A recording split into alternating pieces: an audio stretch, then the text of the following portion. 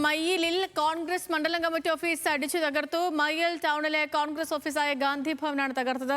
ഇന്ന് പുലർച്ചെയായിരുന്നു ആക്രമണം. പിന്നിൽ CPIM പ്രവർത്തകരാണെന്ന് കോൺഗ്രസ് ആരോപിക്കുന്നുണ്ട്. നിഖിൽ വിവരങ്ങളുമായി ചേർന്നു. നിഖിൽ, ഇന്നലത്തെ വോട്ടെടുപ്പ് കഴിഞ്ഞതിന് പിന്നാലെ തന്നെ ജില്ലയിൽ പലയിടത്തും പല സംഘർഷങ്ങളും കാര്യങ്ങളും ഒക്കെ അരങ്ങേറിയിരുന്നു. ഈ കുഞ്ഞികൃഷ്ണൻ അനുകൂലിയുടെ വീടൊക്കെ അടിച്ചു തകർത്ത ദൃശ്യങ്ങളും സംഭവവും ഒക്കെ ഇന്നലെ തന്നെ നമ്മൾ റിപ്പോർട്ട് ചെയ്തതുമാണ്. ഈ പുതിയ സംഭവം എന്താണ്? ഏതായാലും നിയമസഭാ തെരഞ്ഞെടുപ്പിന് പിന്നാലെ തളിപ്പറമ്പിലും പയ്യന്നൂരിലും വ്യാപകമായ രീതിയിൽ അക്രമ സംഭവങ്ങൾ റിപ്പോർട്ട് ചെയ്യപ്പെടുന്നുണ്ട്. അതിൽ ഏറ്റവും ഒടുവിൽ ഇപ്പോൾ റിപ്പോർട്ട് ചെയ്യുന്നത് തളിപ്പറമ്പ് മണ്ഡലത്തിലെ മയ്യിലിലാണ്. മയ്യിലിലെ കോൺഗ്രസ് മണ്ഡലം കമ്മിറ്റി ഓഫീസാണ് ഇന്ന് പുലർച്ചെയോടെ അടിച്ചു തകർത്തത്. മയ്യിൽ ടൗണിൽ തന്നെ പ്രവർത്തിക്കുന്ന കോൺഗ്രസ് ഓഫീസായ ഗാന്ധി ഭവന് നേരെയായിരുന്നു അക്രമം.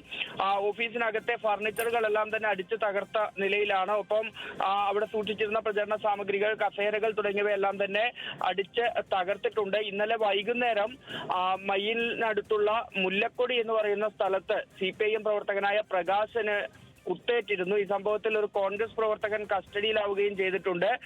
ഇതിന്റെ തുടർച്ചയായി ഉണ്ടായ സംഘർഷം എന്നാണ് കരുതുന്നത്. സേതു സൂചിപ്പിച്ചതുപോലെ തളിപ്പറമ്പ് മണ്ഡലത്തിലെ വിവിധയിടങ്ങളിൽ മയ്യിൽ, മലപ്പട്ടം മേഖലകളിലുള്ള സംഘർഷങ്ങൾക്കൊപ്പം തന്നെ പയ്യന്നൂർ മേഖലയിൽ വി കുഞ്ഞികൃഷ്ണൻ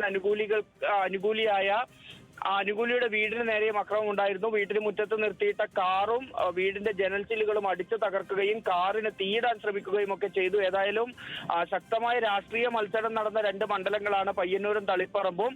അവിടെ ഇത്തരത്തിലുള്ള അക്രമ സംഭവങ്ങളും തുടർന്നുകൊണ്ടിരിക്കുകയാണ്. ഓക്കെ, ശരി നിഖിൽ, ശരി, ഓക്കെ.